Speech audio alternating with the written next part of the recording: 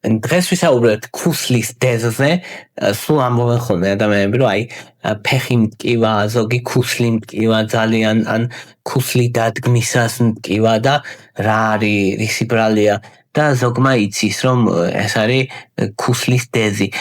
სინამდვილეში ქუსლის დეზმა ტკივილი არ იცის, ქუსლის დეზს რაც იწვევს უფრო იმანიცის ტკივილი პლანტარული ფასციიტი ქვია ამას, მდგომარეობას რაც ქუსლის დეზის ტკივილს იწვევს და ეხლა გეტყვით რაშია საქმე მოკლედ.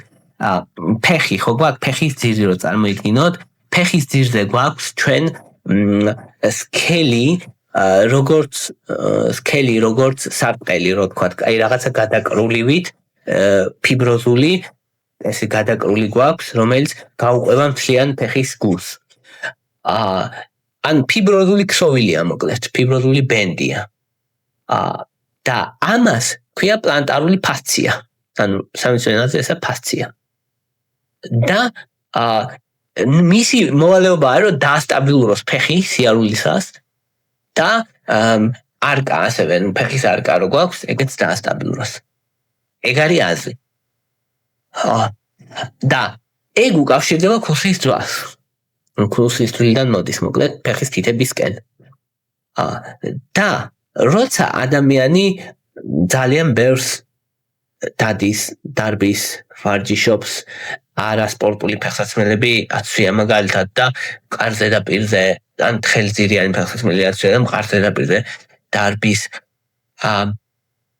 თუ ესე უწევს დაჭირთვა, ან მთელი დღე ფეხზე დგას, ან აი მუშები ვინც არიან ფაბრიკებში და სულ მთელი დღე რო ფეხზე დგანან და ნელ-ნელა ეს ფასცია, ანუ ეს ბოჭკო ფიბროზული ზიანდება. როგორც ზიანდება მაგალითად თოკი. თოკი შეიძლება იყოს ძალიან მყარი და ძალიან ძლიერი თავიდან, მაგრამ თუ დროთა განმავლობაში გაჭიმე, ნელა ის პატარა ბოჭკოები უწყდება. აი დაახლოებით ეგეთი რაღაცა ხდება. მეორეს მხრივ დროთა განმავლობაში ასაკთან ერთად 40 წელს ზევით ადამიანის ქსოვილები და მათ შორის ბოჭკოვანი ქსოვილები კარგავენ ელასტიურობას, იმიტომ რომ ის ცილები, რომელიც ელასტიურობას განაპირობებს, აღარ წარმოიქმნება საკმარისი რაოდენობით და ესეც ხელს უწყობს ამ პლანტარული ფასციის დაზიანებას. ეს რომ ზიანდება, ადამიანს აქვს ტკივილი. ტკივილი განსაკუთრებით იმ ადგილში, სადაც ეს ფასცია მიმაგრებულია ქუსლის ძვას. იქ ეკაჩება მუდმივად რა და აი ის ადგილი ზიანდება ყველაზე მეტ. ეხლა შემდეგ რა ხდება? შემდეგ კომპენსატორულად წარმოიქმნება ძვლის უჯრედები, მუდმივად რომ ზიანდება ეს ქსოვილები, დაზიანება არის ასევე სტიმულანტი უჯრედების ზრდისთვის. და კომპენსატორულად, რეაქციულად ძვლის უჯრედები იზრდება. და ამას ვხედავთ ჩვენ როგორც ქუსლის ძვას, ქუსლის ძვლის გამონაზარდს და ამას ეძახიან ქუსლის დეზს. ანუ ეს არის პატარა ძვლის არანორმალური ზრდა, რომელიც წესით არ უნდა იყოს, მაგრამ არის, იმიტომ რომ კომპენსაციას აკეთებს. რა თქმა უნდა, ეს არაეფექტური კომპენსაცია, ეს არა ჭეშმარიტი კომპენსაცია. ხო, ხედავთ ესე კი არ ხედავთ. ანუ იმათ რა ქვია, მართლა ან დეზებით არა, ჩანს იმაზე, რენტგენზე ჩანს ეს, როცა გადავუღებ ადამიანს ძვალზე. ქუსლის დეზის არსებობა არ ნიშნავს ტკივილს. არიან ადამიანები და დაახლოებით 20% მსოფლიო პოპულაციის ქუსლის დეზი ექნება, მაგრამ ყველა მათგანს არ აქვს ტკივილი. არც ყველა მათგანს არ აქვს ფასციიტი, პლანტარული ფასციიტი. მაგრამ ქუსლის დეზის არსებობა ნიშნავს, რომ ამ ადამიანის ფეხებს ზედმეტი ტკივილი და ზედმეტი დაჭიმულობა ადგება. ეგ არის ნიშანი. ადამიანები როგორ აღწერენ ამ ამბავს? ადამიანები ამბობენ, რომ აი მაგალითად კარგად ვარ, მაგრამ წამოჯდები ლოგინიდან, ვიწექი მეძინა, წამოჯდები ლოგინიდან და აი პირველ ნაბის რო დავადგავ, გეგონება რაღაც ქვებს დავადგიო, ისეთი ტკივილი მაქვს. ზოგი ამბობს, რომ აი ცოტა რო გამოძრავდები, მე არა უშავს ნორმალურად არის. ანუ ძლიერ ტკივილს ამბობენ, რომელიც არ გადის, საკმაოდ ჯიუტი ტკივილია და რომელიც დღის განმავლობაში შეიძლება იყოს მოყრუებული, მე დაისვენო, ცოტა შემცირდეს და მე ისე წამოდგე ისევ გაუარესდეს. აი ესეთ ბუნებას აღწერენ ამ ქუსლის დეზის. ძალიან ხშირია ადამიანები, რომლებიც ვარჯიშობენ, რომლებიც მუდმივად ფიზიკურად მუშაობენ, წარწონიანები თუ არიან მით უმეტეს, ორსულები მით უმეტეს, რადგან დიდი ძალა ადგება ამ დროს ქუსლს.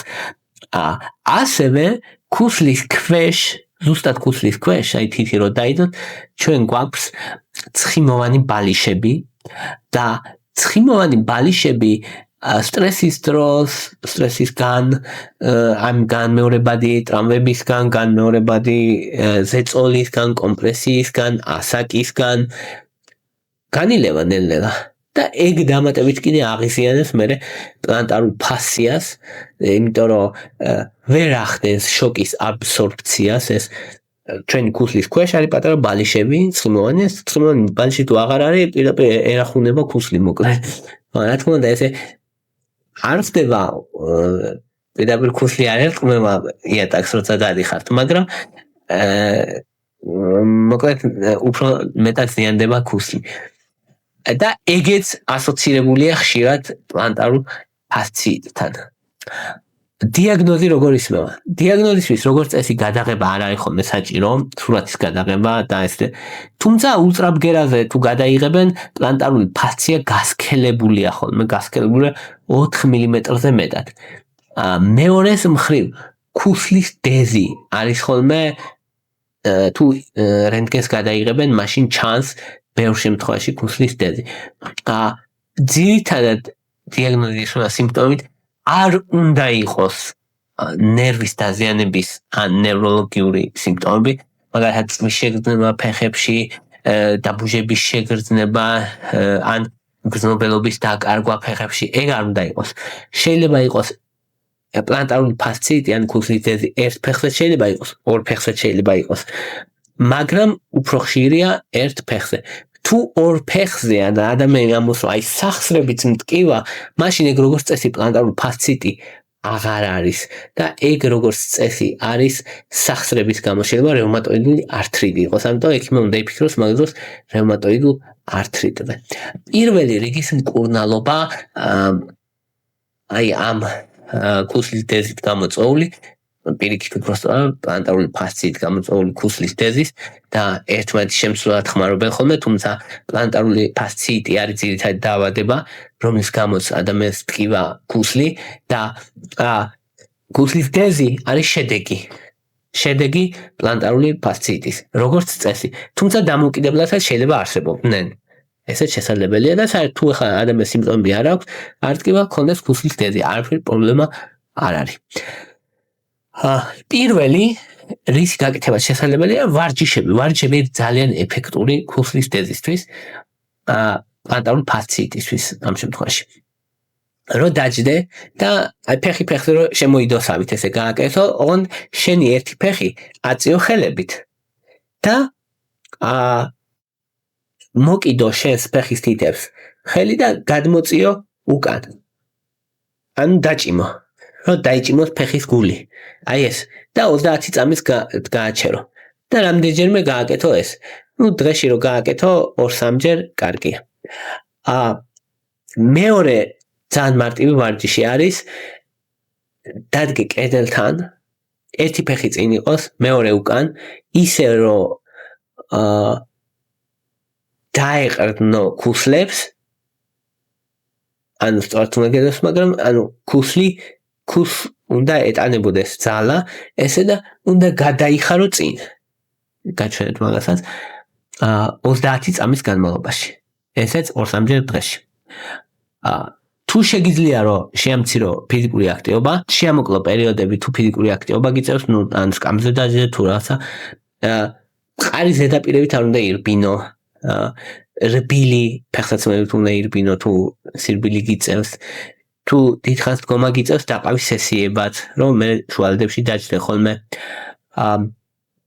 თუ ვარჯიში გიწევს მაინც რომ უნდა იხტუნაო, ჯობია რომ ველოსიპედითია რომ ან იცურაო რომ ფეხებს და ქუსლს ნაკლები დატვირთვა დაადგეს. იყიდე ფეხსაცმელი, რომელსაც აქვს არკა და რბილი ძირები, რომ ფეხი არ გადკინოს. ასევე ჩასაფენებიც არის ხოლმე ფეხსაცმლის ჩასაფენი, რომელიც არბილებს და თან არკას უკეთებს ფეხს, რაც ასევე კარგია. ასევე არის ფეხის შესახვევები, რომ ქუსლს იხევენ ხოლმე და დღის განმავლობაში უკეთიათ ღამით იხსნიან სპეციალური foot taping ესე ქვია. ასევე არის ღამის სპლინტერები. ღამის სპლინტერს ეძახიან, რომ მოკლედ ჩარჩოსავითაა ფეხ ჩაყოფში და ფეხის თითებს ესე უკან განმოწეულს ტოვებს ცოტათი დაჭიმულს. მაგასაც აქვს ეფექტურობა. ღამე უკეთიათ ხოლმე. წამლებიდან თავარი არის ტკივილის გაყუჩება ამ შემთხვევაში, რომ ტკივილი აქვს ადამიანს ნაპროქსენი 400-600 მილიგრამი 6 საათში ერთხელ დაახლოებით 2 კვირა მიიღება ხოლმე. ნაპროქსენი 500 მილიგრამი ორჯერ დღეში მიიღება ხოლმე. ეფექტურობა დაახლოებით 70% აქვს ნაპროქსენსაც და იბუპროფენსაც ერთნაირადაა დაახლოებით. ოღონდ არასტეროიდებს ამებს ვინც იღებს, ფრთხილად უნდა იყოს, იმიტომ რომ სისხლდენის რისკი აქვს თუ საწვისმონელების სისტემის პრობლემები თუ აქვს მაგ ადამიანებს, ამიტომ ყურადღებით უნდა იყოთ. ანუ არასტეროიდების მიღება პირდაპირ არ არის რეკომენდირებული. ასევე დიკლოფენაკის გელი 3-4 დღეში შესაძლოა ტკივილს ამციროთ და ვისაც უნდა რომ ყველაზე უსაფრთხო ტკივილ გამომრჩეველი მიიღოს, ამის არის აცეტამინოფენი ან პარაცეტამოლი. კორტიკოსტეროიდების ინjekცია შესაძლებელია ტრიამციკლონი, მეთილპრედნიზოლონი მაგალითად, მაგრამ ერთჯერადი ინjekცია, თორე აი ბალიშს, ცხიმოვან ბალიშს, რომელიც ქუსლის ქვეშ გვაქვს, განლევს, ამიტომ არ არის რეკომენდირებული დიდხანს. პლაზმით ეს თრომბოციტებით მდიდარი პლაზმის გადასხმაც ინjekციები შესაძლებელია. და რაღაც ეფექტურობა აქვს, მაგრამ ძვირია და ძალიან ხელმისაწვდომი არ არის ყოველთვის. და ნიტროგლიცერინის პაჩები იყიდება კიდე დასაკრავებია, მეტნაკლებად ეფექტურია, ძალიან არა. ქირურგია ძალიან იშვიათადაა საჭირო, 5% შემთხვევაში თუ ყველაფერი ცხადა ადამიანმა არ გადის და ძალიან ტკივა, ქირურგიას მიმართავენ მერე. 90% შემთხვევაში ძალიან კაი პროგნოზი აქვს ამ მდგომარეობას, უბრალოდ დიდხანს გრძელდება ტკივილი, კუნალობასთან ერთად მალევე მცირდება ტკივილი, თუმცა ჯამში სიმპტომები გრძელდება დიდხანს. მაგრამ ადამიანის 70% 6 თვის განმავლობაში ბევრად უკეთესად არის. ზოგი, 1 წელიწადში განიკურნება. ამიტომ ჯამში განკურნების ძალიან მაღალი ხარისხი აქვს ამ მდგომარეობას. ეს იყო რის თქმაც მინდოდა. მადლობა რომ მისმენთ. ვისაც დონაციების გაკეთება გინდათ, შეგიძლიათ ანთარშის ნომრები მაქვს მითითებული ვიდეოს აღწერაში და იქიდან შეგიძლიათ გააკეთოთ. ვისაც დონაციას პლუს ჩემთან კონტაქტი გინდათ, კითხვების დასმა გინდათ, მაგათთვის პატრეონზე შეგიძლიათ გამომიწეროთ. პატრეონის ლინკიც ვიდეოს აღწერაშია. ვისაც უბრალოდ გინდათ რომ ხარი დაუჭიროთ არხს, ან არხი გამოწერეთ, ან დაალაიქეთ, ან გააშიარეთ, ან ნებისმიერი აქტივობა არხზე მოკლედ, ან დააკომენტარეთ, ნებისმიერი აქტივობა წაადგება არხის განვითარებას. ამიტომ მადლობას გიხდით თქვენი ინტერესისთვის, თქვენი აქტივობისთვის და ვაფასებ თითოეულ თქვენ მცდელობას, როგორც არ უნდა იყოს ეს. მადლობა.